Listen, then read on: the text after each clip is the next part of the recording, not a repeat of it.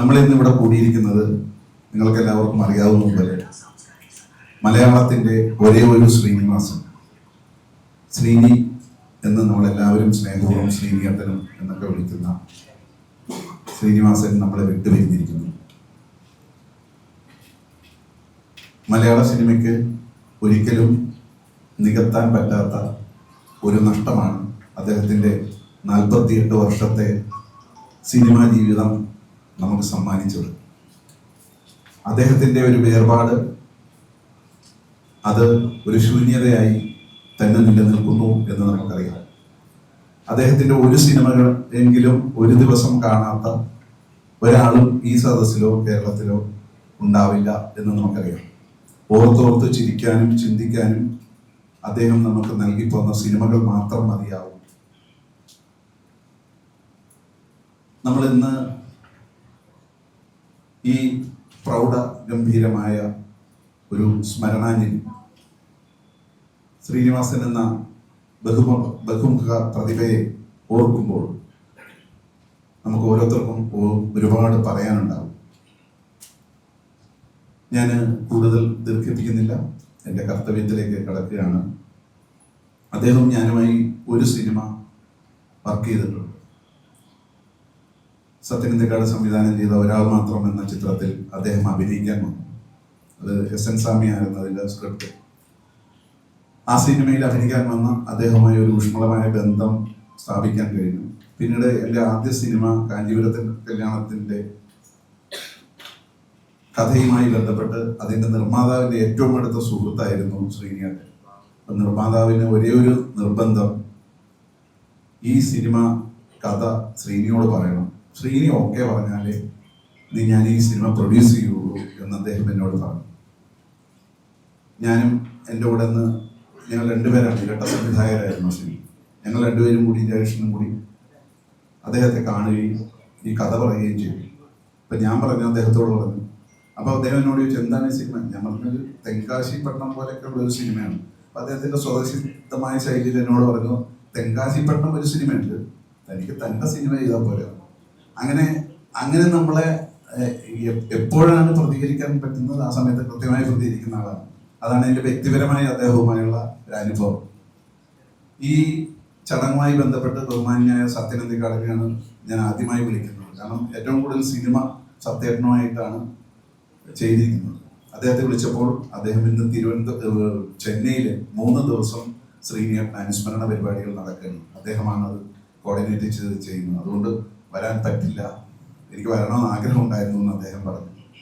അത് പിന്നീട് അദ്ദേഹം തന്നെ പറഞ്ഞു, എൻ്റെ മുത്താരംകുന്ന് PO എന്ന സിനിമ കണ്ടിട്ടാണ് ഞാൻ ആദ്യമായി ശ്രീനിയെ ക്ഷണിക്കുന്നത്. അതുകൊണ്ട് നിങ്ങൾ തീർച്ചയായും സത്യനന്ദിക്കാടിനെ വിളിക്കുമെന്ന് പറഞ്ഞു.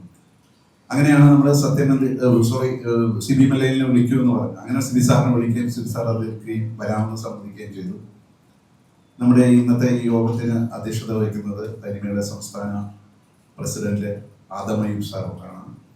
അദ്ദേഹം ശ്രീനിവാസന്റെ കൂടെ ചെന്നൈയിലെ അടയാർ ഇൻസ്റ്റിറ്റ്യൂട്ടിൽ പഠിച്ചിട്ടുള്ളതാണ്. അയ്യൂബ് സാറിന്റെ 1 വർഷം ജൂനിയറാണ് ശ്രീനിയേട്ടൻ. അങ്ങനെ അയ്യൂബ് സാറിന് കുറെ കാര്യങ്ങൾ പറയാനുണ്ടാവും. വേദിയിലിരിക്കുന്ന ബഹുമാന്യ സുഹൃത്തുക്കളെ, പ്രിയപ്പെട്ട സദസ്യരെ,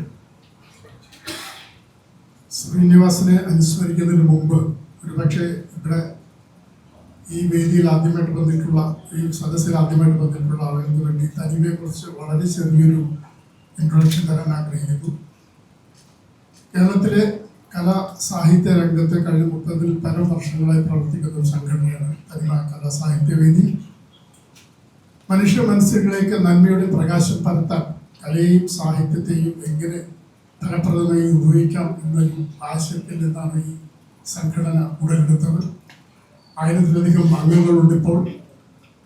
കേരളത്തിൽ എല്ലാ ജില്ലകളിലും ജില്ലാ സമിതികളും പ്രാദേശികമായി ചാപ്റ്ററുകളുമുണ്ട്. ബാംഗ്ലൂർ, ചെന്നൈ ഉൾപ്പെടെയുള്ള സ്ഥലങ്ങളിൽ തനിമ കലാ സാഹിത്യ ചാപ്റ്ററുകളുണ്ട്. 100ഓളം ചാപ്റ്ററുകൾ സജീവം പ്രവർത്തിക്കുന്നു. ഈ സാംസ്കാരിക സദസ്സ് നമ്മൾ കേരളത്തിലെ എല്ലാ ജില്ലകളിലും തനിമ ഉള്ളവരെ കൂടാതെ അതാത് പ്രദേശങ്ങളിലെ സാംസ്കാരിക പ്രവർത്തകരെ ഉൾക്കൊള്ളിച്ചുകൊണ്ട് നമ്മൾ മുന്നോട്ട് വെക്കുന്ന ഈ ആശയത്തെ കുറെ കൂടി ഫലപ്രദമായി ജനങ്ങളിലേക്ക് എത്തിക്കാൻ വേണ്ടി ഒരു സാംസ്കാരിക സദസ്സ് രൂപീകരിക്കാവുന്ന ഒരു ആശയത്തിൽ നിന്നാണ് കോഴിക്കോട്, തൃശ്ശൂർ, എറണാകുളം എന്നീ സ്ഥലങ്ങളിൽ ഇപ്പോൾ സാംസ്കാരിക സദസ്സ് നമ്മൾ രൂപീകരിച്ചിട്ടുള്ളത്. അതിൽ ഉള്ള പ്രമുഖരായിട്ടുള്ള വ്യക്തിത്വങ്ങളാണ് ഇവിടെ വന്നത്. ഈ സാംസ്കാരിക സദസ്സ് ഒരുപക്ഷെ ഇവിടെ കൂടുതൽ സിനിമാക്കാരുള്ളതുകൊണ്ട് സിനിമാക്കാരുടെ മാത്രം സംഘടനയെന്നുള്ള വിദ്യാർത്ഥി ഉണ്ടാക്കാം. അങ്ങനെയല്ല, കലാസാഹിത്യ മേഖലകളിൽ പ്രവർത്തിക്കുന്ന സാംസ്കാരിക രംഗത്ത് സജീവമായി നിൽക്കുന്ന എല്ലാ പ്രവർത്തകരും ഈ സദസ്സിലെ അംഗങ്ങളാണ്. ശ്രീനിവാസനെ കുറിച്ച് ഒരുപക്ഷെ ഇവിടെ ശ്രീനിവാസനെ അനുസ്മരിക്കാൻ എത്തിയിട്ടുള്ള ഈ ഹാളിൽ ഇരിക്കുന്ന ആളുകളിൽ എനിക്ക് തോന്നുന്നത് ഒരുപക്ഷെ ശ്രീനിവാസനെ ആദ്യമായി കാണുകയും പരിചയപ്പെടുകയും ചെയ്യുന്നത് ഞാനാണെന്നാണ് തോന്നുന്നത്. 1974 ഞാൻ അദ്ദേഹത്തെ കാണുന്നത്. അദ്ദേഹം മദ്രാസിലെ ഫിലിം ഇൻസ്റ്റിറ്റ്യൂട്ടിൽ എൻ്റെ ജൂനിയറായി പഠിക്കാൻ വന്നപ്പോഴാണ് ഞാൻ അദ്ദേഹത്തെ ആദ്യം കാണുന്നത്. എൻ്റെ സഹപാഠിയായിരുന്നു രജനീകാന്ത്. രജനീകാന്തും ഞാനും 73, 75 ബാച്ചിലായിരുന്നു. ശ്രീനിവാസൻ 74, 76 ബാച്ചിലായിരുന്നു. അന്ന് ശ്രീനിവാസൻ ഇൻസ്റ്റിറ്റ്യൂട്ടിൽ വരുമ്പോൾ നിങ്ങൾ മനസ്സിലാവണം, ഇപ്പോൾ സാധാരണഗതിയിൽ മാധ്യമ പ്രവർത്തകർ പറയുന്നത് റെഫർ ചെയ്യുമ്പോൾ അടയാറിലെ ഇൻസ്റ്റിറ്റ്യൂട്ട് എന്നാണ് പറയുന്നത്. ഒരർത്ഥത്തിൽ അത് ശരിയുമാണ്, തെറ്റുമാണ്. വാസ്തവത്തിൽ അടയാർ ഇൻസ്റ്റിറ്റ്യൂട്ട് എന്ന് പറയുന്നത് തമിഴ്നാട് സർക്കാരിൻ്റെ നേതൃത്വത്തിൽ നേരിട്ട് നടത്തിയിരുന്ന ഇൻസ്റ്റിറ്റ്യൂട്ട് ഓഫ് ഫിലിം ടെക്നോളജിയാണ്. മണിയൻപിള്ള രാജു അവിടുന്നാണ് പാസ്സായത്. ഒരുപാട് സാങ്കേതിക പ്രവർത്തകർ അവിടുന്ന് പാസ്സായിട്ടുണ്ട്. പക്ഷെ ആ കാലഘട്ടം വരയ്ക്കും സിനിമ അഭിനയ രംഗത്ത് ആരും ആ ഇൻസ്റ്റിറ്റ്യൂട്ടിൽ നിന്ന് പേരെടുത്തിട്ടില്ല. അപ്പോൾ ദക്ഷിണേന്ത്യൻ സിനിമയുടെ സ്ഥിരാകേന്ദ്രമായ south Indian film chamber of commerce, അതായത് സിനിമയിൽ പണമുടക്കുന്ന നിർമ്മാതാക്കൾ, വിതരണക്കാർ, തിയേറ്റർ ഉടമകൾ, ലാബ് ഓണേഴ്സ് തുടങ്ങിയ മുതലാളിമാരുടെ ഒരു സംഘടനയാണ് ചേംബർ ഓഫ് കോമേഴ്സ്. നിങ്ങൾക്ക് അറിയാമല്ലോ. അവർ മുൻകൈ എടുത്തുകൊണ്ട് ആക്ടിൻ്റെ പ്രാധാന്യം കൊടുത്തുകൊണ്ട് ഒരു സ്ഥാപനം ഉണ്ടാക്കുന്നു. അതാണ് ഫിലിം ചേംബറിൻ്റെ ഇൻസ്റ്റിറ്റ്യൂട്ട് ഓഫ് ഫിലിം ആക്ട്. അവിടുത്തെ ആദ്യ ബാച്ചിലെ വിദ്യാർത്ഥികളാണ് ഞാനും രജനീകാന്തും, പിന്നെ ഒരുപാട് പേരുണ്ട്. അപ്പോൾ അത് അങ്ങനെ 1974 തുടങ്ങുന്നത്. 72 തുടങ്ങുന്നത്. 73 ക്ലാസ്സുകൾ തുടങ്ങുന്നത്.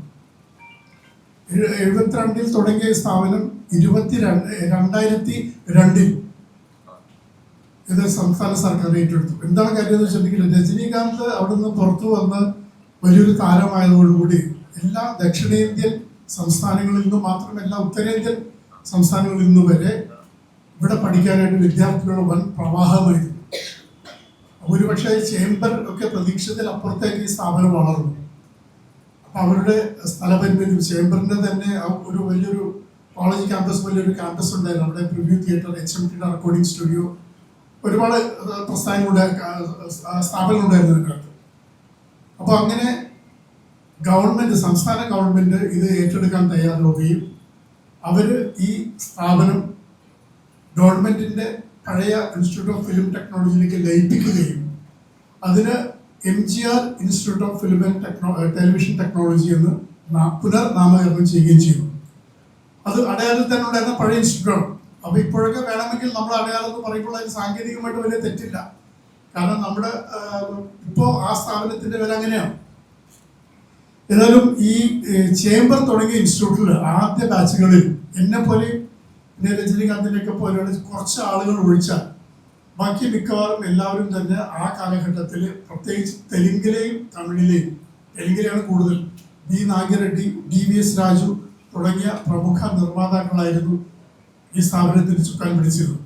അതുകൊണ്ട് തന്നെ അവിടെ ഹൈദരാബാദിൽ, ആന്ധ്രാപ്രദേശ്, അന്നത്തെ ആന്ധ്രാപ്രദേശ് മാത്രമേ ഉള്ളൂ, ആന്ധ്രാപ്രദേശിൽ ഇതിന് വൻ പരസ്യം കൊടുത്തുകൊണ്ട് പ്രധാനമായിട്ടും ഇവരുടെയൊക്കെ മക്കൾ, നിർമ്മാതാക്കളുടെ, സംവിധായകരുടെ, അഭിനേതാക്കളുടെയൊക്കെ മക്കളാണ് കൂടുതലും തെലുങ്കിൽ നിന്നും 4 ദക്ഷിണേന്ത്യൻ ഭാഷകളിലാണ് ഇതിൻ്റെ ട്രെയിനിങ് നടന്നിരുന്നത്. ഓരോ ഭാഷയ്ക്കും ഓരോ അധ്യാപകരുണ്ട്. സിലബസൊക്കെ ഒന്ന് തന്നെയാണ്. അപ്പോൾ അതിൽ വന്ന കൂടുതൽ പേരും വളരെ നല്ല ഹൈറ്റും വെയിറ്റും നിറവും സൗന്ദര്യവും ഒക്കെ ഉള്ള ആളുകളായിരുന്നു, സ്ത്രീകളും പുരുഷന്മാരും ഒക്കെ. അതിൽ ഒന്നാമത്തെ ബാച്ചിൽ ഒരു പക്ഷേ അല്പം നിറം കുറവുള്ള ഒരാൾ, സാമ്പത്തികമായിട്ടുള്ള അത്ര മെച്ചപ്പെട്ട അല്ലാത്ത ഒരാൾ രജനീകാന്തായിരുന്നു. ജൂനിയർ ബാച്ചിൽ വരുന്ന ശ്രീനിവാസൻ, ആദ്യ ബാച്ചിലുണ്ടായിരുന്നതാണ് ജോസ്, ദ്വീപിലൊക്കെ അഭിനയിച്ച ജോസ്. റീന, അതെ റീന എൻ്റെ ക്ലാസ്മേറ്റ് ആണ്, ഇപ്പൊ സിനിമയിലൊക്കെ അഭിനയിക്കുന്നുണ്ട്. അപ്പോൾ ശ്രീനിവാസൻ വന്നപ്പോൾ ശ്രീനിവാസന്റെ രൂപം പിന്നീട് നമ്മൾ കണ്ട പോലെ ഒന്നുമല്ല, കുറച്ചൊക്കെ അടി വെച്ചിരുന്നു. ആദ്യത്തെ വളരെ ശോഷിച്ച, വളരെ നിറം കറപ്പണം നമുക്ക് എല്ലാവർക്കും അറിയാം. അപ്പോൾ അദ്ദേഹം ആ കാലഘട്ടത്തിൽ കൂടെ സഹപാഠികളായ ഈ സുന്ദരന്മാരുടെ ഒക്കെ പരിഹാസത്തിന് പാത്രമായിട്ടുണ്ട്. ഇവൻ കണ്ണാടിയിൽ മുഖം നോക്കി അദ്ദേഹം അഭിനയിക്കാൻ വന്നിട്ട് കുറച്ചൊരു പരിഹസിക്കുമായിരുന്നു. നേരിട്ടല്ലെങ്കിൽ തന്നെ വളരെ വ്യക്തമായിട്ടൊക്കെ അദ്ദേഹത്തെ അവഗണിക്കുകയും പരിഹസിക്കുകയും ചെയ്തിരുന്നു. പക്ഷെ വളരെ നിശബ്ദനായി, വളരെ സൗമ്യനായി, വളരെ വിനീതനായി എല്ലാവരുടെയും മുമ്പിൽ പെരുമാറുകയും ഒക്കെ ചെയ്തിരുന്ന ഒരാളായിരുന്നു ശ്രീനിവാസൻ. ഒരിക്കലും ഒരു പ്രതിഷേധമൊന്നും അദ്ദേഹം കാണിച്ചിട്ടില്ല, ദേഷ്യപ്പെട്ടിട്ടില്ല. അപ്പൊ അദ്ദേഹം സ്വയം തിരിച്ചറിഞ്ഞു തൻ്റെ ന്യൂനതകൾ. പക്ഷെ എനിക്ക് തോന്നുന്നത് നമ്മുടെ ഇൻസ്റ്റിറ്റ്യൂട്ടിൽ പോകുമ്പോൾ ആദ്യം നമ്മൾ മനസ്സിലാക്കുന്നത് നമ്മുടെ പോരായ്മകൾ എന്തൊക്കെയാണെന്നാണ്. നമുക്ക് എപ്പോഴും നമ്മളെ കുറിച്ച് വലിയ അഭിപ്രായമായിരിക്കും. നമ്മുടെ പോരായ്മകൾ മനസ്സിലാക്കുക എന്നുള്ളതാണ് നമ്മൾ ആദ്യം അവിടെ പഠിപ്പിക്കുന്നത്, നമ്മുടെ നെഗറ്റീവ് പോയിന്റ്സ്. അപ്പൊ ശ്രീനിവാസൻ തൻ്റെ ന്യൂനതകളെ സ്വയം മനസ്സിലാക്കി, നേരത്തെ മനസ്സിലാക്കിയിട്ടുണ്ടാവും. പക്ഷെ അദ്ദേഹത്തിന് മറ്റൊരു കഴിവുണ്ടായിരുന്നു. വളരെ പ്രതിഭാധനനായ, ഭാവനാസമ്പന്നനായ ഒരു എഴുത്തുകാരൻ അദ്ദേഹം. കഥകൾ മെനയാൻ വളരെ മിടുക്കനായിരുന്നു. അപ്പോൾ ഈ കാലഘട്ടത്തിൽ ഞാനും രജനീകാന്തുമായി തമ്മിൽ വളരെ അടുക്കാൻ കാരണം എന്ന് വെച്ചാൽ ഞങ്ങളുടെ രണ്ടുപേരുടെയും സാമ്പത്തിക സ്ഥിതി വളരെ മോശമായിരുന്നു. ഞങ്ങളുടെ കൂടെ പഠിക്കുന്നവരെല്ലാവരും തന്നെ വളരെ ഉന്നതമായിട്ടുള്ള ഈ നിർമ്മാതാക്കളുടെയും സംവിധായകരുടെയൊക്കെ മക്കളാണ്. അതുകൊണ്ട് ദാരിദ്ര്യം ഞങ്ങളെ തമ്മിൽ അടുപ്പിച്ചു. അതുപോലെ ആ ദ്വയത്തിലേക്ക് വന്നൊരു മൂന്നാമത്തെ ഒരാളായിരുന്നു ശ്രീനിവാസൻ. അപ്പോൾ ഞങ്ങൾ തമ്മിലൊരു ബോണ്ടിങ്, അദ്ദേഹം എൻ്റെ ഒരു 1 ഇയർ ജൂനിയർ ആണെങ്കിൽ തന്നെ ഇങ്ങനെയാണ് ചില പൊതുവായിട്ടുള്ള കാര്യങ്ങളിൽ ഞങ്ങൾക്ക് ഒരു സമാനത ഉണ്ടായിരുന്നുകൊണ്ട് ഞങ്ങൾ വളരെ പെട്ടെന്ന് അടുത്തു. ശ്രീനിവാസന് ആദ്യത്തെ സിനിമയിൽ അഭിനയിക്കുന്നത് ഞാനാണെന്ന് പറയാൻ എനിക്ക് വളരെ വിനയത്തോടുകൂടി അഭിമാനത്തോടും പറയുന്നു. പി എ ബക്കർ സംവിധാനം ചെയ്ത മണിമുഴക്കം എന്ന സിനിമയിൽ അതിൽ ഞങ്ങൾ പള്ളൂരത്തിലുള്ള സ്നേഹഭവൻ എന്ന അനാഥാലയത്തിലാണ് ഷൂട്ട് ചെയ്തത്. അനാഥാലയത്തിലെ അന്തേവാസികളിൽ ഒരാളായി ഒരു വേഷമുണ്ടെന്ന് പറഞ്ഞപ്പോൾ തന്നെ കാർട്ടൂണിസ്റ്റ് തോമസ് ആയിരുന്നു അതിൻ്റെ നിർമ്മാതാവ്, പി എ ബക്കർ സംവിധായകൻ. കാർട്ടൂണിസ്റ്റ് തോമസിന്റെ ഒരു സുഹൃത്തായിരുന്നു മൂവി ബഷീർ, പഴയ ആളുകൾക്ക് അറിവുണ്ടായിരുന്നു. അദ്ദേഹം മമ്മൂട്ടിയുടെ മദറിന്റെ കസിനാണ്. അപ്പൊ മൂവി ബഷീർ ഇങ്ങനെ തോമസിനോട് റെക്കമെൻഡ് ചെയ്തു അതൊരു വേഷം മമ്മൂട്ടി കൊടുക്കണമെന്ന്. ഞങ്ങൾ കോളേജിൽ ഒന്നിച്ച് പഠിച്ച ആൾക്കാരാണ്. പക്ഷെ നേരിട്ട് മൂവി ബഷീർ പ്രൊഡ്യൂസറോടാണ് പറഞ്ഞത്. അപ്പൊ പ്രൊഡ്യൂസർ പറഞ്ഞ അവനൊരു ദരിദ്ര ലുക്കില്ല, നിങ്ങൾ വേണ്ടതല്ല, അങ്ങനെയുള്ള ദരിദ്രാവസ്ഥയിലാണ് വേണ്ടത്. അപ്പൊ ഞാൻ പറഞ്ഞു ഞാനൊരു ദരിദ്രാവസ്ഥ തരാം, അത് ബക്കറോട് പറഞ്ഞു. ഞാൻ എൻ്റെ ജൂനിയർ ശ്രീനിവാസനോട് കാണിച്ചു പറഞ്ഞു അതാണ് എൻ്റെ കഥാപാത്രം. അങ്ങനെയാണ് ശ്രീനിവാസൻ മണിമുഴക്കത്തിൽ അഭിനയിക്കുന്നത്. പിന്നെ മമ്മൂട്ടിയുടെ വിഷയങ്ങൾ വേറെ ഉണ്ട്, അത് ഇവിടെ പറയുന്നതിന് ഇവിടെ അത് പ്രസക്തിയില്ല. ഏതായാലും അങ്ങനെ ഞങ്ങൾ ആദ്യമായിട്ട് ഞാൻ അതിനു മുമ്പ് വർക്ക് ചെയ്തിട്ടുണ്ട്. കവിത എഴുതി ചെന്നപ്പോൾ പെൻസിൽ മാഷയുടെ അനാവരണം തുടങ്ങി കുറച്ച് സിനിമകൾ വർക്ക് ചെയ്തിട്ടുണ്ട്. പിന്നെ ശ്രീനിവാസൻ ആദ്യമായിട്ട് അഭിനയിക്കുന്ന സിനിമ മണിമുഴക്കമായിരുന്നു. അതിനുശേഷം പിന്നെ ബക്കറിന്റെ തന്നെ സംഘഗാനം എന്ന സിനിമയിൽ രാമു കൈരാട്ടിനോടൊപ്പം, രാമു കൈരാട്ട് അതിന്റെ നടനായിരുന്നു, രാമു കൈരാട്ടിനോടൊപ്പം ശ്രീനിവാസൻ നായക വേഷത്തിൽ അഭിനയിച്ചു. പിന്നീട് ചെമ്മീൻ എന്ന സിനിമ നിർമ്മിച്ച കൺമണി ഫിലിംസ് ബാബു നിർമ്മിച്ച അസ്ഥി എന്ന സിനിമയിൽ എഡിറ്റർ രവിയായിരുന്നു എൻ്റെ സംവിധായകൻ. അതിലും അദ്ദേഹം ശ്രീനിവാസൻ നല്ലൊരു വേഷം ചെയ്യും. ഇതൊക്കെ ശ്രീനിവാസന്റെ ആദ്യകാല സിനിമകളാണ്. ഇത് കഴിഞ്ഞതിന് ശേഷം പിന്നെ ശ്രീനിവാസന്റെ വലിയൊരു ഉയർച്ചയായിരുന്നു. അതിനുശേഷം ഞങ്ങൾ തമ്മിൽ അധികം കണ്ടിട്ടില്ല. ഇടയ്ക്കിടയ്ക്ക് മാക്ടയുടെ ഏതെങ്കിലും മീറ്റിങ്ങിലൊക്കെ വെച്ച് കാണും, അല്ലെങ്കിൽ ഏതെങ്കിലും ഫംഗ്ഷനിലൊക്കെ വെച്ച് കാണുന്നു മാത്രമേ ഉള്ളൂ. പിന്നെ ഞങ്ങൾ ഒന്നിച്ച് ഒരു ഖത്തറിൽ വെച്ചിട്ട് ദോഹയിൽ ഒരു പരിപാടിക്ക് ഒന്നിച്ച് ഞങ്ങൾ പോയിരുന്നു. അവിടെ വെച്ച് ഞങ്ങൾ കണ്ടു, കുറേ കാലം സംസാരിച്ചു. പിന്നെ ഞങ്ങൾക്ക് അധികം ബന്ധമൊന്നുമില്ല. ഞാനിപ്പോൾ എൻ്റെ സഹപാഠികൾ തന്നെ വളരെ ഉയരങ്ങൾ നിൽക്കുന്നവരെ ഞാൻ കാണാൻ പോകാറില്ല. പക്ഷെ നമ്മളെക്കാളും വളരെ കഷ്ടപ്പെടുന്ന ആൾക്കാരെ പോയി കാണാറുണ്ട്. ഇങ്ങനെ ഇപ്പോൾ ഈ അടുത്ത കാലത്ത് അദ്ദേഹം മരിക്കുന്ന ഒരു വർഷം മുമ്പാണെന്ന് തോന്നുന്നു, അദ്ദേഹം അസുഖബാധിതനായിട്ട് വീട്ടിലിരിക്കണം എന്ന് പറഞ്ഞപ്പോൾ ഞാനും എൻ്റെ ഒരു ഇൻസ്റ്റിറ്റ്യൂട്ടിലെ സഹപാഠികൾ അദ്ദേഹത്തെ കാണാൻ പോയിരുന്നു. അന്നും അദ്ദേഹം വളരെ വാചാലനായത് ഇൻസ്റ്റിറ്റ്യൂട്ട് കാലങ്ങളെ കുറിച്ചായിരുന്നു. അന്ന് നമ്മൾ കഴിച്ചുകൂട്ടി അവിടുത്തെ നമ്മുടെ എന്താ അനുഭവങ്ങളും അതൊക്കെയായിരുന്നു അദ്ദേഹം വളരെ ദീർഘമായിട്ട് സംസാരിച്ചത്. അപ്പൊ ഞാൻ പറഞ്ഞതെന്ന് വെച്ചാൽ അദ്ദേഹം പിന്നെ അദ്ദേഹത്തിന്റെ തുലികയാണ് അദ്ദേഹത്തിന് വലിയ ഉയർത്തിയത്. അദ്ദേഹം പിന്നെ ഒരാളോടും അദ്ദേഹം എൻ്റെ അറിവിൽ ആരോടും അദ്ദേഹം അഭിനയിക്കാൻ അവസരങ്ങൾ തേടി പോയിട്ടില്ല. അദ്ദേഹം സ്വയം കഥ എഴുതുകയും കഥാപാത്രങ്ങൾ അദ്ദേഹം എന്താ ചെയ്തെന്ന് പറയുന്നത്, അദ്ദേഹം ക്യാമറ തന്നിലേക്ക് തന്നെ തിരിച്ചു വെച്ചു. തൻ്റെ ന്യൂനതകളിലേക്ക്, തൻ്റെ പോരായ്മകളിലേക്ക്, ശാരീരികമായിട്ടുള്ള തൻ്റെ നിറക്കുറവ്, പൊക്കക്കുറവ്, ഈ കാര്യങ്ങളൊക്കെ സ്വയം പരിഹസിച്ചുകൊണ്ട് ചാർലി ചപ്ലിൻ അതാണ് ചെയ്യുന്നത്. ചാർലി ചപ്ലിൻ തന്നിലേക്ക് തന്നെ ക്യാമറ തിരിച്ചു വെച്ചുകൊണ്ട് തന്നെ ഒരു ഹാസ്യ കഥാപാത്രമായിട്ട് അവതരിപ്പിച്ചു. അപ്പോൾ നമുക്ക് സ്വയം കളിയാക്കുന്ന ആളോട് സഹാനുഭൂതിയും അഹങ്കരിക്കുന്നവരോടായിരിക്കും നമുക്ക് ഇഷ്ടക്കേടെന്ന് തോന്നുക. ശ്രീനിവാസൻ താനൊരു മണ്ടനാണെന്നും താൻ ഇങ്ങനെയൊക്കെ ആണെന്ന് ഇതൊക്കെയാണ് തൻ്റെ പ്രശ്നങ്ങൾ. ആ പ്രശ്നങ്ങളെ പുള്ളി ഹൈലൈറ്റ് ചെയ്തു, ഗ്ലോറിഫൈ അല്ല ചെയ്തത്. തൻ്റെ ന്യൂനതകൾ അദ്ദേഹം ഓഡിയൻസിന് മുന്നിൽ വളരെ ആത്മാർത്ഥമായി തുറന്നു വെച്ചു കൊടുത്തു. അപ്പൊ ജനങ്ങളുടെ മനസ്സ് കവരാൻ അതിൽ പറഞ്ഞ വലിയൊരു സംഭവമില്ല. അങ്ങനെ ഈ തൂലികയിലൂടെ അദ്ദേഹം എഴുതിയ കഥകളിലൂടെ, തിരക്കഥകളിലൂടെ അദ്ദേഹം നായകസ്ഥാനം ഉറപ്പിച്ചു. ഞാൻ ഒരു കാര്യം കൂടി പറഞ്ഞിട്ട് അവസാനിപ്പിക്കാം. കഥ പറയുമ്പോൾ എന്ന സിനിമ നിങ്ങൾക്കറിയാം, അത് ഈ അവിടുന്ന് പാസ്സായവരിൽ രജനീകാന്ത്, ശ്രീനിവാസൻ, ചിരഞ്ജീവി, ശ്രീനാഥ്, മരിച്ചുപോയ ശ്രീനാഥ്, അങ്ങനെ കുറെ പേരുണ്ടായിരുന്നു പിൽക്കാലത്ത് വന്നവർ.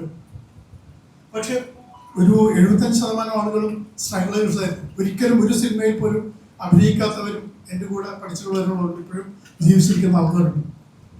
അപ്പൊ അവര് ഈ ഒരു എക്സ്ട്രീമിറ്റീസ് ഉണ്ടല്ലോ, വളരെ ഉയരങ്ങൾ നിൽക്കുന്നവരും ഒന്നും ആകാൻ പറ്റാത്തവരും, അങ്ങനെയുള്ള സുഹൃത്തുക്കളുടെ ഒരു ബന്ധത്തിനെ അടിസ്ഥാനമാക്കിയിട്ട് അദ്ദേഹം രചിച്ച കഥയാണ് കഥ പറയുമ്പോൾ.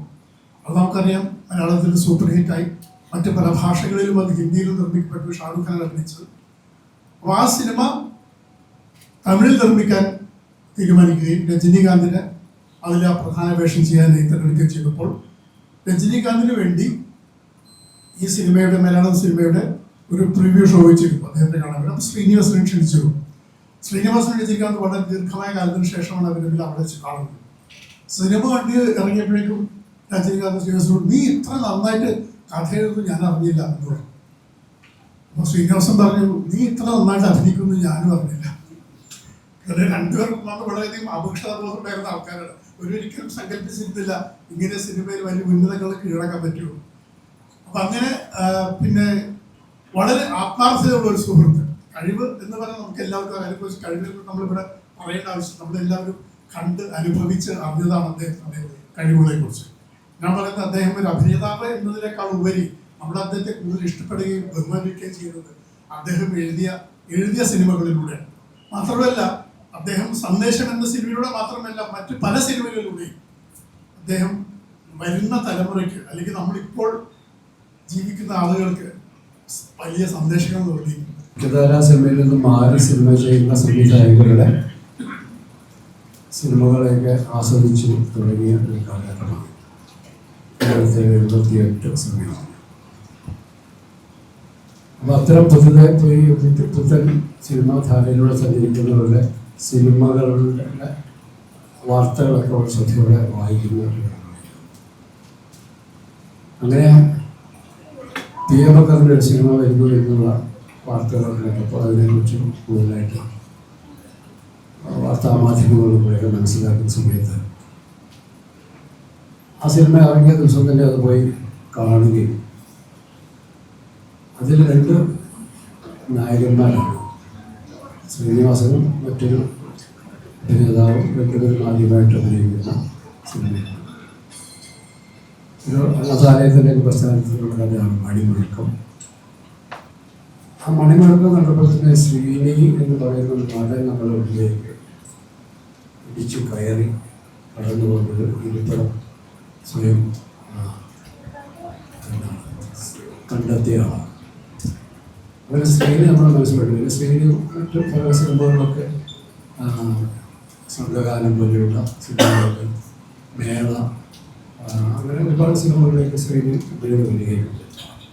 ഞാൻ ശ്രീനിയുമായിട്ട് ഒരു പക്ഷേ ആദ്യമായിട്ട് കാണുന്നത് വ്യക്തിപരമായിട്ടുള്ളൊരു കാഴ്ച സംഭവിക്കുന്നത് പൂച്ചക്കൽ മുഖത എന്ന സിനിമയുടെ ലൊക്കേഷനാണ്. ഇത് സിനിമ ആ സിനിമയിൽ അഭിനയിക്കാനായിട്ട് എത്തിയതാണ്. അവിടെ വെച്ചുള്ള ആ പരിചയം പിന്നീട് എൻ്റെ ചലച്ചിത്ര ജീവിതത്തിൻ്റെ ഒരു തുടക്കകാലത്ത് വലിയൊരു ബലമായിട്ട് കൂടെ ഉണ്ടായി. ആ സൗഹൃദത്തിൻ്റെ തുടർച്ചയായിട്ടാണ് നേരത്തെ ഫാസിൽ സൂചിപ്പിച്ചതുപോലെ മുത്താരം ഉള്ളുപിയോ എന്ന സിനിമ സംഭവിക്കുന്നത്. ആ സിനിമയുടെ കഥ യഥാർത്ഥത്തിൽ ഇന്ന് നമ്മൾ കാണുന്ന സിനിമയുടെ രൂപത്തിലായിരുന്നു.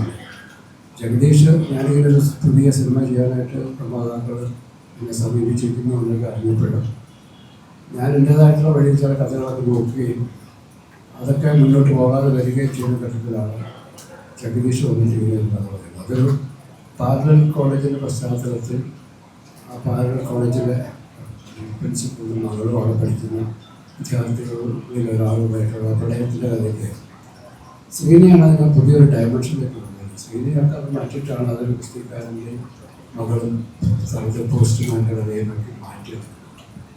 അത് ആ ഒരു ശ്രീനി വരുത്തിയ മാറ്റമാണ് സിനിമ ഇന്ന് നമ്മൾ കണ്ട ഇന്ന് നമ്മളുടെ എന്താണ് ഇഷ്ടത്തിന് മാത്രമായി തീർന്ന ഒരു സിനിമയിൽ മാറിയത് ശ്രീനിയുടെ ഒരു ബ്രില്യൻസാണ്. അല്ലെങ്കിൽ സാധാരണ ഒരു പാലക്കാട് കോളേജ് തമാശക്കഥയായിട്ട് മാറി കഴിഞ്ഞു. പിന്നെ മറ്റൊരു തലത്തിലേക്ക് മറ്റൊരു ഡയമെൻഷനിലേക്ക് കൊണ്ടുവരാൻ കഴിഞ്ഞ ശ്രീനിയുടെ ജീനിയസ്. പിന്നീട് ഇവിടുത്തെ കൊടുകൂട്ടാനിലേക്ക് എത്തുമ്പോൾ അതും ശ്രീനി വഴി രൂപപ്പെട്ട ഒരു പ്രോജക്റ്റാണ്. ശ്രീനി മോഹൻലാലിൻ്റെ അടുത്തൊരു കഥ പറഞ്ഞു. ലാലിന് കഥ ഇഷ്ടപ്പെട്ടു. അപ്പോൾ ലാലി വെച്ച് ഇത് ആരും ചെയ്യുമെന്ന് ചോദിച്ചു. സംവിധാനം ചെയ്യുന്ന ആരാണെന്ന് ചോദിച്ചപ്പോൾ ശ്രീനി വഴി ഞാൻ പറഞ്ഞിട്ടില്ല, പക്ഷേ സിബി ആയിരിക്കും നല്ലത്. ലാലിന് കുഴപ്പമില്ല, സിബി ചെയ്യുന്നത് നല്ലതെന്ന് പറഞ്ഞു.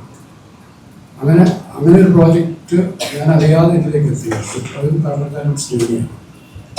അതിനാണ് നേരത്തെ സൂചിപ്പിച്ച പോലെ ആദ്യത്തെ ദേശീയ പുരസ്കാരം. ആ സിനിമ ചെയ്യുമ്പോഴും ഇത് ഞാനോ ശ്രീനിയോ ഒന്നും അങ്ങനെ ഒരു തലത്തിലേക്ക് ആ സിനിമ എത്തുമെന്നോ ദേശീയ പുരസ്കാരത്തിൽ അത് അർഹമായി തീരുമാനങ്ങൾ പ്രതീക്ഷിച്ചിട്ടുണ്ട്. ഞാൻ ഈ ദൂരത്ത് മുത്താരമോദിൻ്റെ പ്രീവ്യൂ ഷോ ചെന്നൈയിൽ അന്ന് അങ്ങനെ ഒരു രീതിയുണ്ട്. ചെന്നൈയിൽ സിനിമ ഫസ്റ്റ് കോപ്പി കഴിയുമ്പോൾ സെൻസറിങ് കഴിയുമ്പോൾ മദ്രാസിയിലുള്ള സിനിമാ പ്രവർത്തകർക്കും സുഹൃത്തുക്കൾക്കും വേണ്ടി ഒരു ഷോ നടത്താറുണ്ട്. അത് കൂടുതലായിട്ടും സിനിമകൾ നടത്തിയിരുന്നത് ആളുകൾ അറിയുന്നതുപോലെ ഫിലിം ചേംബറിൻ്റെ ഒരു തിയേറ്ററുണ്ട്. അവിടെയാണ് ഇത് പ്രദർശിപ്പിക്കുന്നത്. അപ്പോൾ എൻ്റെ സിനിമയിൽ അഭിനയിച്ചിരുന്ന നായികയെ അഭിനയിച്ചിരുന്ന ലിസി എൻ്റെ അടുത്ത് ചോദിച്ചു, സത്യേട്ടൻ എവിടെയുണ്ട്? അപ്പോൾ സത്യൻ്റെ പപ്പൻ പ്രിയപ്പെട്ട പപ്പൻ എന്ന് പറഞ്ഞ സിനിമ അവിടെ ഷൂട്ട് വന്നു. സത്യേട്ടൻ ചോദിച്ചു ആ സിനിമ പ്രീമിയർ ആകാനായിട്ട് ആഗ്രഹമുണ്ടെന്ന് പറഞ്ഞു. ഞങ്ങൾ സത്യനെ വിളിച്ചോളൂ. ഞാൻ അന്ന് സത്യനായിട്ട് വലിയ അരിപ്പില്ല, അറിയാം പരസ്പരം അറിയാമെങ്കിലും വലിയ സൗകര്യമൊന്നും അത് ആ കാലത്തുണ്ടായിരുന്നു. സത്യനെ സിനിമ കണ്ടിട്ട് ഇറങ്ങി വന്നിട്ട് എൻ്റെ അടുത്ത് പറഞ്ഞു, എനിക്ക് ഇങ്ങനെ ഒരു ഏരിയ ഉണ്ടായിരുന്നു നമ്മൾ അറിഞ്ഞില്ലാണ്. ആ മുത്താരമെന്നാണ് പിന്നീട് നമ്മൾ കണ്ട സത്യം ശ്രീനിവാസന് കൂട്ടുകെട്ടുള്ള സിനിമകളുടെ ഒരു തുടക്കത്തിന് കാരണമായിരുന്നു. സത്യം ശ്രീനിയെ തിരിച്ചറിഞ്ഞത് ആ സിനിമയാണ്. പിന്നീട് ദൂരെ കൂടുകൂട്ടാം സിനിമയുടെ ഷൂട്ടിങ്ങെല്ലാം കഴിഞ്ഞ് ഞാൻ മദ്രാസിൽ ചെന്നൈയിൽ അതിൻ്റെ പോസ്റ്റ് പ്രൊഡക്ഷൻ വർക്കിനായിട്ട് ഒരു ഹോട്ടലിലേക്ക് താമസിക്കുമ്പോൾ അതേ ഹോട്ടലിൽ മറ്റൊരു മുറിയിൽ ശ്രീനിയും സത്യം ഡിസ്കഷൻ തുടങ്ങി കഴിഞ്ഞിരുന്നത് പുതിയ സിനിമയുടെ. അതാണ് TV പരമോഹൻ എന്ന പേരിൽ പിന്നീട് സിനിമ.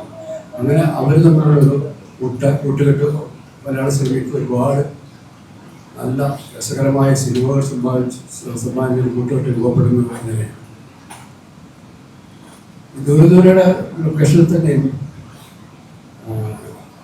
നമുക്ക് ഷൂട്ടിങ്ങിൻ്റെ ലൊക്കേഷനൊക്കെ കാണിക്കാൻ വേണ്ടിയിട്ട് ശ്രീനിയുടെ ഒരു സുഹൃത്ത് ഒരു അശോകേട്ടനുണ്ട്, ഡെക്കോർ അശോകേട്ടൻ.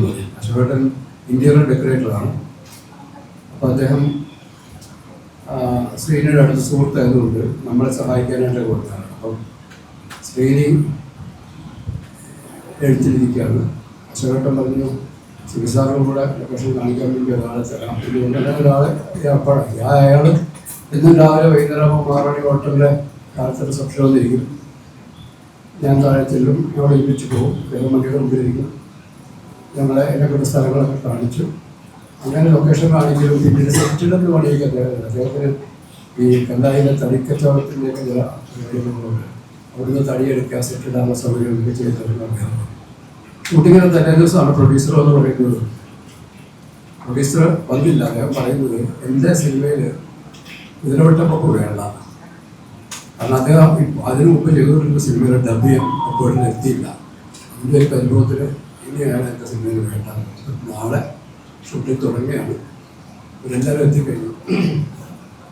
അപ്പോൾ ഞാൻ വല്ലാത്ത പരിഭ്രമത്തിലായി. കാരണം ഞാൻ തുടക്കക്കാരനാണ്. എനിക്ക് പ്രൊഡ്യൂസർക്ക് വലിയ പഠിപ്പിച്ചൊന്നും പറയാൻ പറ്റുന്ന സ്വാതന്ത്ര്യത്തിലേക്ക് എത്തിയിട്ടില്ല. ഞാൻ ശ്രീനിയുടെ അടുത്ത് ഇങ്ങനെ പറയുന്നു, പ്രൊഡ്യൂസർ എന്താ ചെയ്യേണ്ടത്? ശ്രീനി ഒന്ന് ആലോചിച്ചിട്ട് നമുക്ക് മാമൂലയിടാം. അപ്പം ഞാൻ പറയും ലൊക്കേഷനിൽ പണിയേണ്ടത് നോക്കി. അയാൾ സ്റ്റേജിലെ വലിയ നടനാണ്, നമുക്ക് അയാളെ ഇടാം. അവനത് വലിയ റോളാണ്, കോർപ്പറേഷൻ വെച്ചിരിക്കുന്ന റോളാണ്. സ്ഥിതി ധൈര്യം കിട്ടും, ഞാൻ ഗ്യാരണ്ടി ഇല്ല. അങ്ങനെ ഞാൻ മനസ്സോടെ പൊക്കോട്ടുള്ള തയ്ച്ചു വെച്ചിരുന്ന വസ്ത്രങ്ങളൊക്കെ ഒക്കെയാളുടെ അളവിലേക്ക് മാറ്റി കൊടുത്തു. രാവിലെ ഞാൻ ലൊക്കേഷൻ ചെല്ലുമ്പോൾ ഒരു അറബി മനുഷ്യയായിട്ട് തലയെക്കെട്ടും മുണ്ടൊക്കെ ആയിട്ട് നിൽക്കുന്ന മാമുക്കായെ കണ്ടപ്പോൾ എനിക്ക് പിന്നെ അതിനകത്ത് പിന്നെ ഒരു കൺഫ്യൂഷൻ പോയി. ആദ്യ കാഴ്ചയിൽ തന്നെ ഇത് നമ്മൾ മനസ്സിൽ കണ്ട, ശ്രീനി മനസ്സിൽ കണ്ട അറബി മനുഷ്യരായിരുന്നു ആരംഭിക്കുന്നത്. മോഹൻലാലും നെടുപടികളൊക്കെയുള്ള ഈ അമ്പിളിച്ചേട്ടനൊക്കെയുള്ള വലിയ കോമ്പിനേഷൻ സീനിലാണ് ആദ്യം സീനിൽ തന്നെ അഭിനയിച്ചത്. വളരെ ലാഘവത്തോടെ മാമുപ്പായ ആ കഥാപാത്രത്തെ ഹാൻഡിൽ ചെയ്ത് വളരെ അനുഭവപ്പെട്ടു. അത്തരത്തിൽ പ്രതിഭകളെ തിരിച്ചറിയാൻ കഴിയുന്ന ചില, ഞാൻ സൂചിപ്പിച്ചു ചില കഥകളുടെ മർമ്മങ്ങളെ തിരിച്ചറിയാൻ കഴിയുന്ന ഒരു ജീനിയസ് ശ്രീനിക്കുണ്ടായിരുന്നു. പിന്നീട് ഞാനും ശ്രീനിയുമായിട്ട് മറ്റൊരു സിനിമയുടെ ആലോചന, ഇതും ശ്രീനി തന്നെ ഓർഗനൈസ് ചെയ്തതെന്നാണ് ഞാൻ സമീപിക്കുന്നതല്ല. ശ്രീനി എനിക്കെന്നെ വിളിച്ചത് എൻ്റെ ഒരു സുഹൃത്തുണ്ട്, അയാൾ ഗൾഫിലെവിടെയൊക്കെ ആളായിട്ട് സിനിമ ചെയ്യണം, അപ്പം നമ്മൾ തമ്മിലൊക്കെ ചെയ്താൽ എനിക്ക് താല്പര്യമുണ്ടെന്നുണ്ട്. അങ്ങനെ ഞാൻ പാലക്കാട് പാട്ട് ചെയ്യുന്നൊരു തിരക്കഥ, ശ്രീനിയുമായിട്ടൊരു കഥയിലേക്ക് ഇങ്ങനെ എത്താൻ വേണ്ടിയുള്ള ചർച്ചകൾ നടക്കുകയാണ്. അപ്പോൾ ശ്രീനി അവിടെ കടത്തനാട്ട് മാത്രം എന്ന് പറഞ്ഞ സിനിമകൾ അഭിനയിച്ചുകൊണ്ടിരിക്കുകയാണ്. അതുകൊണ്ട് എനിക്ക് ശ്രീനി അവിടെ തന്നെ ഒരു റോളിൽ ഞാനും ശ്രീനിയുമായിട്ട് ഇരുന്ന് ശ്രീനിയുടെ ഫ്രീ സമയങ്ങളൊക്കെ ഡിസ്കഷൻ നടക്കുകയാണ്.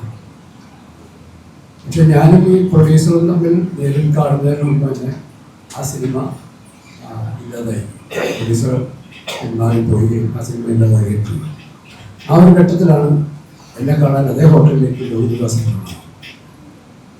പിന്നീട് ഞാനും ലോകിദാസൻ ചേർന്നിട്ട് മറ്റൊരു വഴി ഇതിലൂടെ നിങ്ങളെ സഞ്ചരിക്കും, ഞങ്ങളെ ചേർത്തുള്ള സിനിമകൾ ചെയ്യാൻ സത്യനും ശ്രീനിയും മറ്റൊരു വഴിയിലൂടെ അവരുടെ സിനിമകളിലേക്ക് ഒരു പോവുകയും ചെയ്തൊരു രീതിയില്ല. അപ്പോൾ ഈ സിനിമ ശ്രീനിയുടെ ഉത്തരവാദിത്തത്തിൽ വന്നതുകൊണ്ട് ശ്രീനിയുടെ അവിടുത്തെ ഷൂട്ടിംഗ് കഴിഞ്ഞു. ഈ ആ ഹോട്ടലിൽ താമസിച്ചിട്ട് കാര്യമില്ല. അപ്പം എൻ്റെ അടുത്ത് പറഞ്ഞു, നമുക്ക് എന്തായാലും നമ്മൾ ഇരുന്നല്ലോ, കഥയൊക്കെ പൂർത്തീകരിക്കാം എന്ന് പറഞ്ഞിട്ട് ഞങ്ങൾ ഒരുമിച്ച് കണ്ണൂർ പോയി. ശ്രീനി വീട്ടിലേക്ക് പോകണം, എന്നെ കണ്ണൂർ കൊണ്ടുപോയി സവായി ഹോട്ടലിൽ എനിക്ക് റൂം കെട്ടി തുടങ്ങി. ശ്രീനി പുത്തുറമ്പിൽ പോയിട്ട് വരും, പകല് വരും. എന്നാലും ശ്രീനി ആ സമയത്ത് പിന്നീട് ഞാൻ മനസ്സിലാക്കിയത് ഇതിൽ വേറൊരു പ്രൊഡ്യൂസറെ സംഘടിപ്പിച്ച് പ്രോജക്റ്റ് മുന്നോട്ട് കൊണ്ടുപോകാനുള്ള ശ്രമമായിരുന്നു. അത് ഞാനൊരു 4-5 ദിവസം അവിടെ താമസിച്ചിട്ടൊന്നും സംഭവിക്കാതെ വന്നപ്പോൾ ശ്രീനി പറഞ്ഞു, നമുക്കൊന്നും ഒരു ബ്രേക്കിന് ശേഷം നമുക്ക് ഇരിക്കാം എന്ന് പറഞ്ഞു. അങ്ങനെ എൻ്റെ അടുത്ത് അങ്ങനെ പിന്നെ നമുക്ക് പിരിയാം അല്ലേ. പിരിയണമെങ്കിൽ എന്തെങ്കിലും പൈസ ഇല്ല, ഇതിന് വണ്ടിക്കൂലിയില്ല. ഞാനൊരു 2 സിനിമയും ചെയ്ത് അതിനൊന്നും പ്രതിഫലമൊന്നും കിട്ടാതെ വീട്ടുകാരൊന്നും ചോദിക്കാനും പറ്റാതെ ഇങ്ങനെ. അപ്പം ശ്രീനി അത് മനസ്സിലാക്കി. ഞാൻ ചോദിച്ചൊന്നുമില്ല, ശ്രീനി മനസ്സിലാക്കി.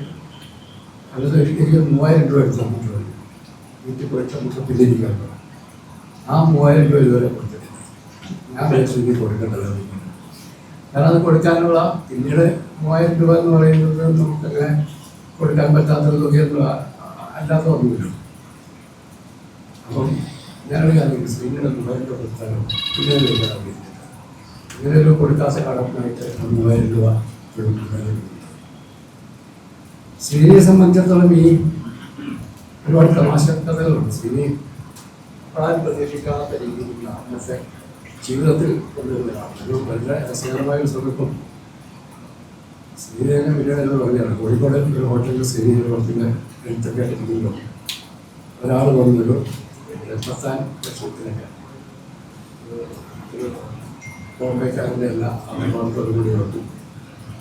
അയാൾ പറഞ്ഞു, ഞാൻ ബോംബെ അണ്ടർവേൾഡിൽ നിന്ന് വരികയാണ്, ഒരു സിനിമ സിനിമ ഇല്ലെങ്കിലോ വിവരമാണ്.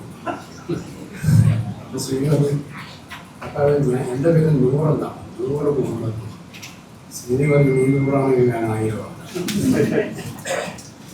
അതോടെ ഇയാളുടെ തത്വമണിയില്ല. അത് പ്രത്യേകിച്ച് ഒരു പേടിയും സിനിമ കാണില്ല.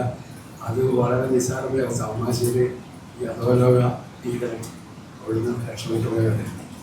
അങ്ങനെ ഒരുപാട് തമാശ ഉണ്ട്. ഇപ്പം തിരുവനന്തപുരത്ത് ഒരു പ്രത്യേക സമുദായത്തിലെ സിനിമാ പ്രവർത്തകർ അവിടെ ചേർന്നിട്ട് വൈകുന്നേരം ഒരു മധ്യഭാഗത്ത് ക്ലാസ്സൊക്കെ എടുത്ത് അവരവിടെ അങ്ങനെ നമ്മൾ തിരുവനന്തപുരത്തുകാരായ ഇന്ന സമുദായക്കാരെ ഒരുമിച്ച് കൂടുന്നു. അതിനുവേണ്ടി ചികിത്സ നടത്തി ശ്രീനെ ശ്രദ്ധിച്ചില്ല. ശ്രീ പറഞ്ഞു, ഞാനും ഇവിടെ ഉണ്ട്, ഞാനും അതല്ലെങ്കിലും ഞാൻ എൻ്റെ സമുദായം ആ സമുദായത്തിൻ്റെ പേര് വന്നിട്ട് ഞാൻ ചികിത്സ പങ്കെടുത്തതിന് തമാശയായിട്ട് കണ്ടു. അതിട്ട് ചെറിയ സാധാരണ പെട്ടെന്നില്ലാത്ത കേട്ടാണ്. ശ്രീനി ഇരിക്കുമ്പോൾ അവരവരുടെ ഉയർന്ന സമുദായക്കാരെ തെറ്റിക്കുന്ന രീതിയിൽ അതിനെപ്പറ്റി പറയുന്നത്. അപ്പോൾ ശ്രീ അതിനെയും തമാശയായിട്ടാണ്, എന്തിനും തമാശകളല്ല, എന്തിനേയും ജീവിതത്തിൻ്റെ ഏത് പ്രതിസന്ധികളും ഈ തമാശയോടുകൂടി അതിലാക്കിയിരിക്കും. ശ്രീനി രോഗാവസ്ഥയിലും ശ്രീനി അതിനെ വളരെ ലൈറ്ററായിട്ട് കണ്ടിട്ടുണ്ട്. ഞാൻ ശ്രീനി അവസാനമായിട്ട് പറഞ്ഞ 2 സന്ദർഭങ്ങളിൽ ഒന്ന്, എൻ്റെ സിനിമ 40 വർഷത്തെ പൂർത്തിയാകുന്നതിന് എൻ്റെ സഹപ്രവർത്തകരുടെ അസിസ്റ്റൻസ് നമ്മളെ സമീപിച്ച പ്രോഗ്രാമിന് ശ്രീനി വന്നിരുന്നു. അപ്പോൾ അവിടെയും ഇത് തന്നെയാണ്.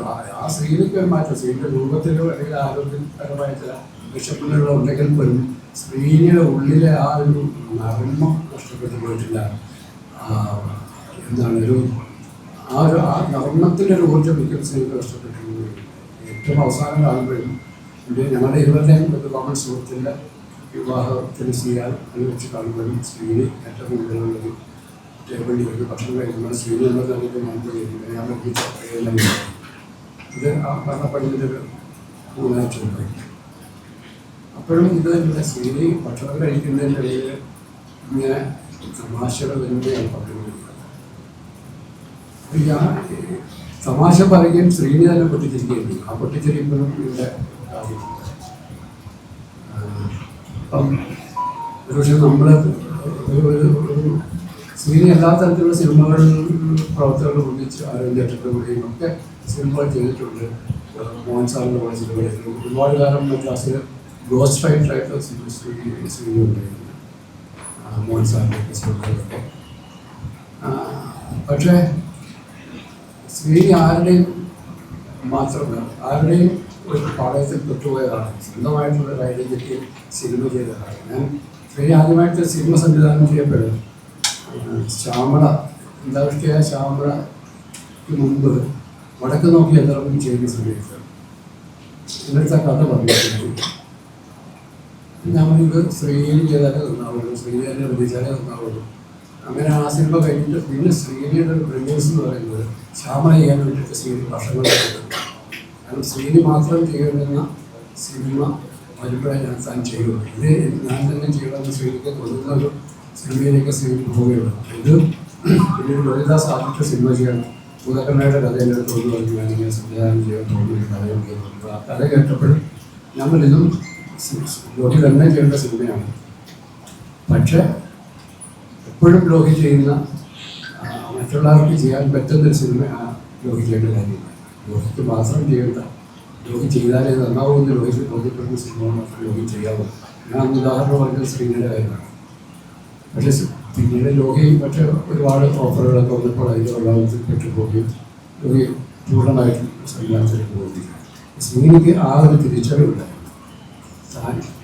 തൻ്റെ കഴിവുകളെ അല്ലെങ്കിൽ കഴിവില്ലായ്മകളെ, തൻ്റെ രൂപത്തെ, ആകാരത്തെ, നിറത്തെ എല്ലാം സ്വയം നർമ്മത്തിന് വേണ്ടി ഉപയോഗിച്ചുകൊണ്ട് സ്വയം തമാശകൾ കണ്ടെത്തി സ്വയം തന്നെ കോമാളിയാക്കി കണ്ടുകൊണ്ട് ശരി അവതരിപ്പിച്ചുകൊണ്ട് ഒരു ചാർലി ചാപ്ലിൻ ഇഫക്റ്റിലൂടെ സിനിമയെ സമീപിച്ച ജീനിയസാണ്. ഒരു നമ്മളൊരു തമാശ സിനിമ ചെയ്യുന്ന ഒരു എഴുത്തുകാരനോ അല്ലെങ്കിൽ അഭിനേതാവോ അല്ലാതെ അതിനൊപ്പത്തേക്ക് വലിയ സ്ഥലങ്ങളിൽ ചിന്തകളുള്ള കാഴ്ചപ്പാടുകളുള്ള ഒരു ജീനിയസ് തന്നെയായി ശ്രമിക്കുക. അത് തിരിച്ചറിയാൻ ഒരു പക്ഷേ ഒരാളുടെ വിയോഗത്തിന് ശേഷം ഒരിക്കലും ഒരാളെ കുറിച്ച് അദ്ദേഹത്തിൻ്റെ ജീവിതത്തെക്കുറിച്ചൊക്കെ ഇത്തരം മഹത്തരമായ തിരിച്ചറിവുകളും ചർച്ചകളൊക്കെ സംഭവിക്കുന്നത്. സ്ത്രീയുടെ കാര്യത്തിലും ഇത് തന്നെയാണ് സംഭവിക്കുന്നത്. ഇന്നിപ്പോൾ സംസാരിക്കുമ്പോൾ അത് തന്നെയാണ്. ശ്രീനി എന്ന അസാധാരണമായ പ്രതിഭയെ നമ്മൾ ഇപ്പോൾ കൂടുതൽ തിരിച്ചറിയുന്നു. അദ്ദേഹത്തിൻ്റെ ഓർമ്മകളിൽ സ്നേഹത്തോടെ.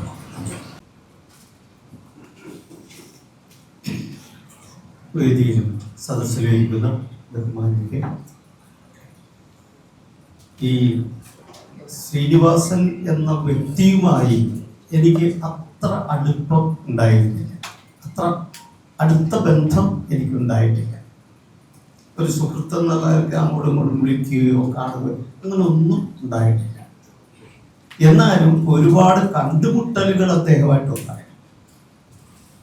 അത് പല സ്ഥലങ്ങളിലും വേദിയിലും ഒക്കെ ആയിട്ട് ഞാൻ ഒരുപാട് കണ്ടുമുട്ടലുകളും അതൊക്കെ മറക്കാനാവാത്ത ഒരുപാട് കാര്യങ്ങൾ അദ്ദേഹമായിട്ട് ഉണ്ടായിരുന്നു.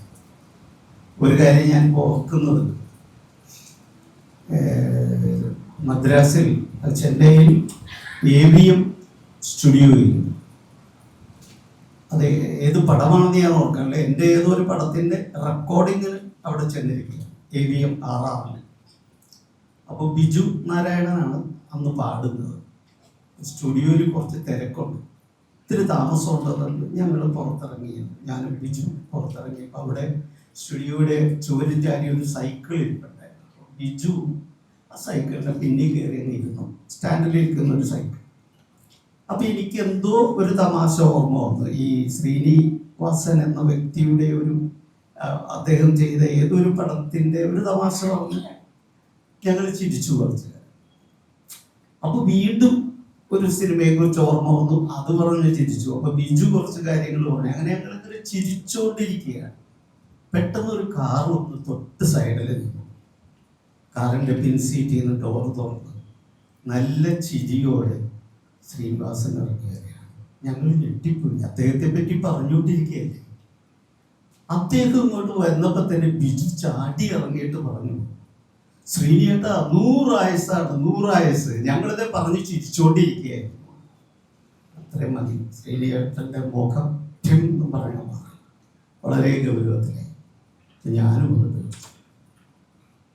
ബിജുവിൻ്റെ നേരെ കൊണ്ട് ആ പറഞ്ഞത് ശരിയായില്ല.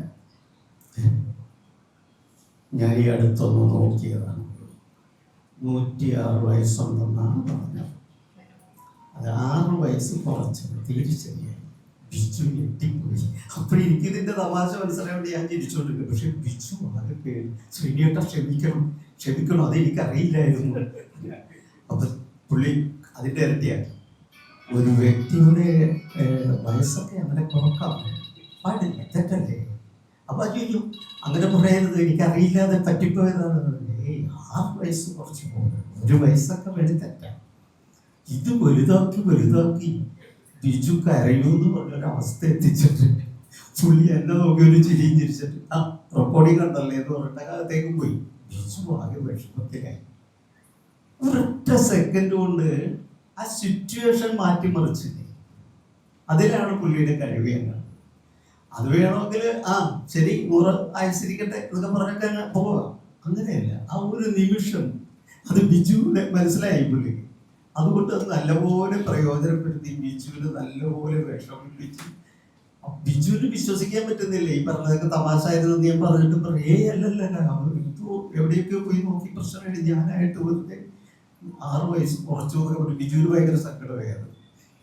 ഇതിന് ശേഷം ഞങ്ങൾ പലവട്ടം ഇങ്ങനെ ഓരോ സ്ഥലത്ത് വെച്ചും കണ്ടുമുട്ടി. അപ്പോൾ മാക്തയുടെ ഒരു തിരക്കഥ വർക്ക്ഷോപ്പ് ഉണ്ടായി. അപ്പോൾ അതിൽ എത്താം എന്ന് പറഞ്ഞു. ഉച്ചയപ്പം പുള്ളി എത്തി. ഞങ്ങൾ തമ്മിൽ കുറച്ചു നേരം തിരക്കഥയെ കുറിച്ചൊക്കെ സംസാരിച്ചു. തിരക്കഥ ഇപ്പോൾ മാറിക്കൊണ്ടിരിക്കുകയാണ്, അങ്ങനെ ഇങ്ങനെ തിരക്കഥ. അപ്പൊ ഈ എടുക്കാൻ പോകുന്ന ക്ലാസ്സിന് മുമ്പായിട്ട് എന്നോട് സംസാരിച്ചതായിട്ട് ഞാൻ കൂട്ടി. അതെല്ലാം കഴിഞ്ഞു. കുട്ടികളാണെങ്കിൽ ഈ ക്ലാസ് അറ്റൻഡ് ചെയ്യാനാണ് ഇരിക്കുന്നത്. ഇതുവരെ അവർക്ക് അവരുടെ പേപ്പറിൽ പേന വെച്ചൊന്നും എഴുതാൻ പറ്റില്ല. ഇപ്പോൾ എഴുതാൻ പറ്റും, കാരണം അത്ര നല്ലൊരു ക്ലാസ് ആയിരിക്കും. എല്ലാം റെഡിയാക്കി വെച്ചു. ഏട്ടൻ നിര കയറി. ആദ്യം തന്നെ പറഞ്ഞത്, ഞാൻ 10ാം ക്ലാസ് പാസ്സായത് ഗുരുവായൂരപ്പൻ കാരണമല്ല, ഞാൻ തന്നെ പഠിച്ചു പാസ്സായതാണ്. അവിടുന്ന് പിന്നെ അങ്ങോട്ട് ഡിഗ്രി പ്രീ ഡിഗ്രി ഒക്കെ പറഞ്ഞ് നേരെ പൊക്കാളി കൃഷി ചെയ്യണം. അതിനെപ്പറ്റി പറഞ്ഞു. അതും വിഷമടിക്കാത്ത പൊക്കാളി എങ്ങനെ ഉണ്ടാക്കാം. കുറെ കഴിയുമ്പോൾ ഞാൻ പതുക്കെ ചെന്നത് നമ്മുടെ ക്ലാസ് തിരക്കഥയാണ്. അതിനെന്താ തിരക്കഥ അവരെഴുതിക്കോളൂ, അതിന് ഞാനെന്ത് ചെയ്യാനാണ്? നിങ്ങൾ പൊക്കാളി കൃഷി പഠിക്കും, ഇല്ലാതെ തിരക്കഥ പഠിക്കണമെങ്കിൽ എന്നെ കൊണ്ടൊന്നും പഠിപ്പിക്കാനൊന്നും പറ്റില്ല. അത് ഒരു പുള്ളി നിർത്തിപ്പോക്കണം. ഇത് കുട്ടികളും ഞാനും ഒക്കെ ഇങ്ങനെ അന്തം വിട്ട് നോക്കിയിരിക്കുകയാണ്.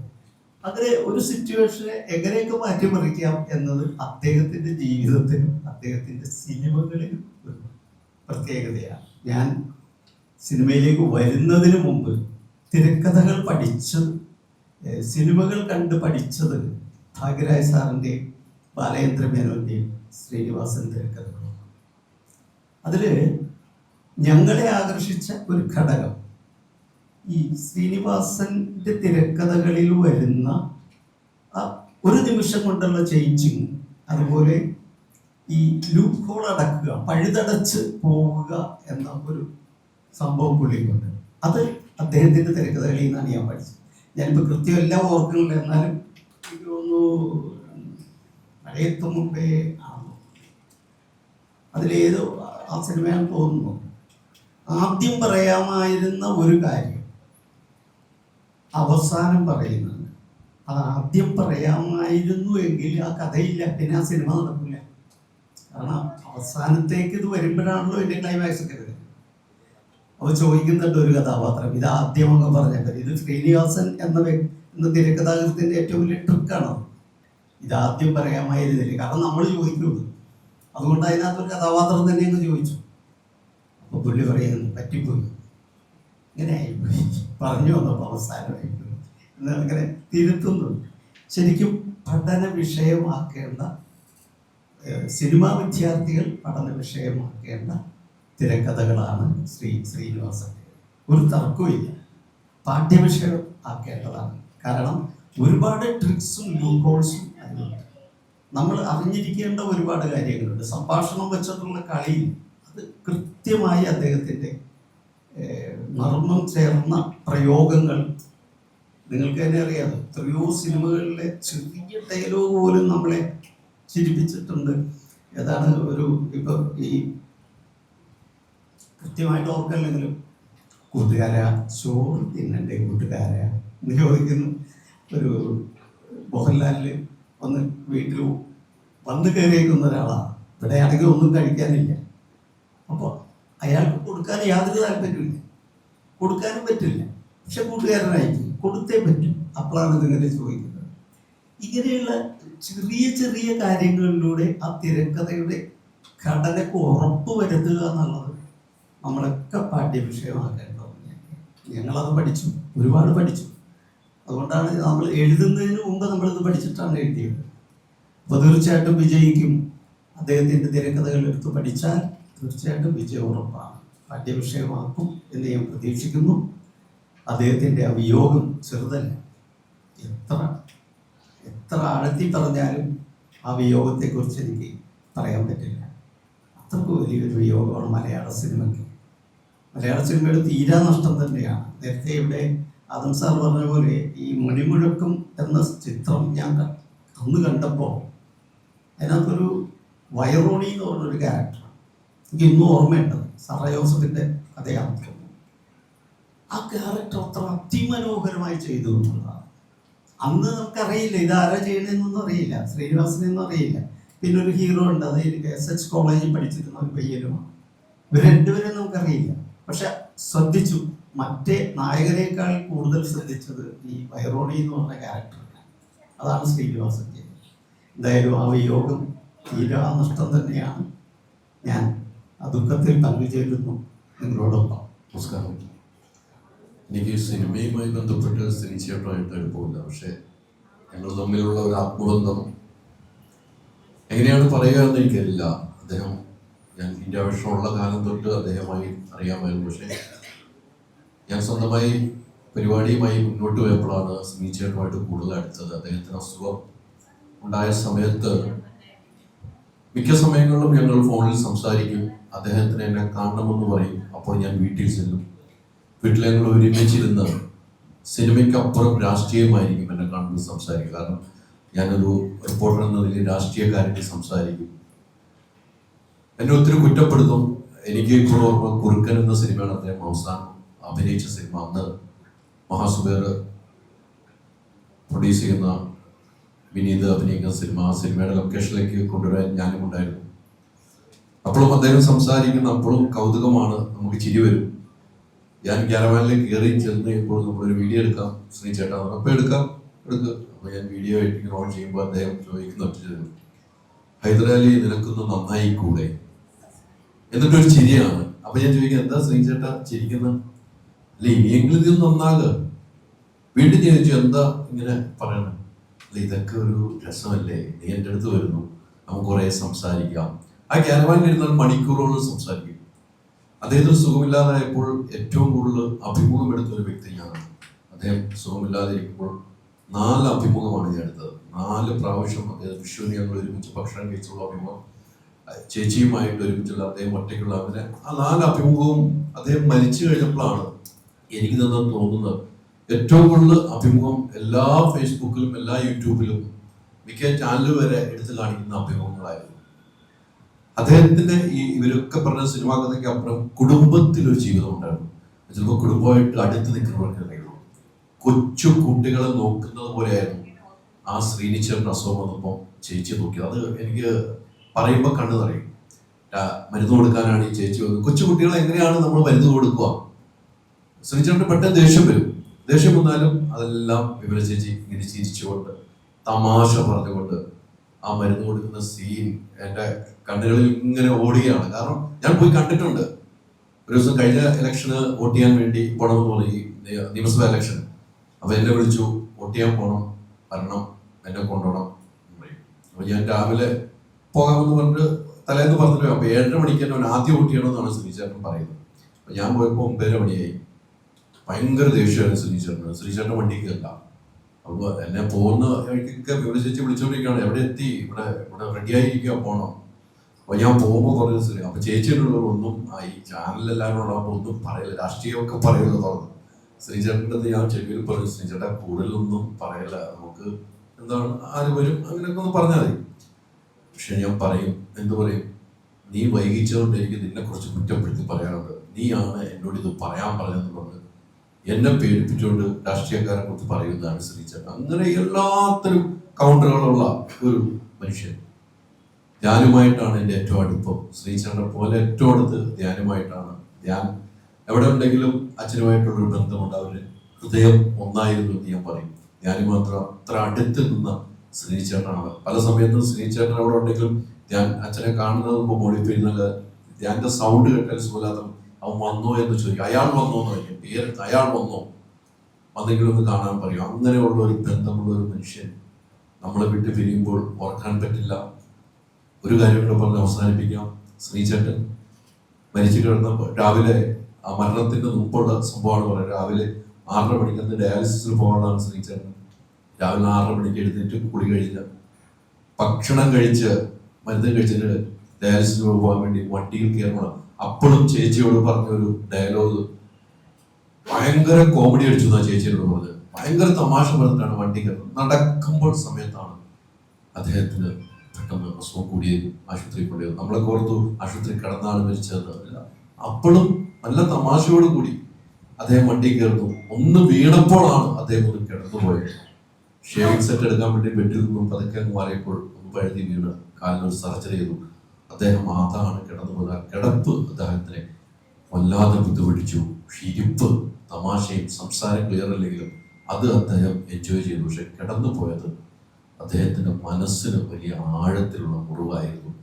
ആ ശ്രീചേട്ടനെ ഓർക്കുമ്പോൾ, ഇത്തരം ഒരു തനിമ പോലത്തെ സംഘടിപ്പിക്കുമ്പോൾ എന്നും ശ്രീചേട്ടൻ കാണും, നിങ്ങളെയും കാണും. മരിച്ചാലും അദ്ദേഹത്തിന്റെ മനസ്സിൽ നമ്മളെല്ലാവരും ഉണ്ട്. കഴിഞ്ഞ ദിവസം അവിടെ വന്ന് സുനിൽ സ്വാമിയുടെ ഒരു കഥയും കൂടെ പറഞ്ഞ് അവസാനിപ്പിക്കുകയാണ്. ആ സ്വാമിയുടെ വാർത്ത വന്നതിന് ശേഷം ഒരാള് ഫേസ്ബുക്കിൽ കമന്റ് ഇട്ടിരുന്നു ശ്രീചേട്ടനെ കുറിച്ച്, കഥ, തിരക്കഥ, സംഭാഷണ, സംവിധാനം ശ്രീനിവാസൻ. അതിനോട് ചേർത്ത് വെച്ചു ഒരു കള്ളനെ തുറന്നു കാണിച്ച് ഒരു സിനിമയും സംവിധാനം ചെയ്തിട്ടാണ് ശ്രീനിച്ചേട്ടൻ ഇവിടുന്ന് പോയിരിക്കുന്നത്. അവരെ കൈകാര്യം ചെയ്യേണ്ട നമ്മളാണെന്നാണ് ഒരാൾ കമന്റ് ഇട്ടത്. അതിനപ്പുറത്തേക്ക് ശ്രീനിച്ചേട്ടൻ ഒന്നും നമുക്ക് തരാനില്ല. അദ്ദേഹത്തിന്റെ മനസ്സിന്, അദ്ദേഹത്തിന്റെ കുടുംബത്തിന് എന്നും ആ മനസ്സ് ഉറച്ചു നിൽക്കാൻ, ബിബ്ലാൻഡൊക്കെ ഇപ്പോൾ ഉറച്ചു തന്നെ നിൽക്കുന്നത് അദ്ദേഹത്തിന്റെ ഓർമ്മപ്പെടുത്തലൂടെ അവസാനിപ്പിക്കുന്നു. എന്നും ശ്രീനിയേട്ടൻ നമ്മളോടൊപ്പം ഉണ്ടാവും. അദ്ദേഹം ചെയ്ത സിനിമയിലൂടെ നമ്മുടെ മനസ്സിൽ എന്നും ഉണ്ടാവും. Thank you.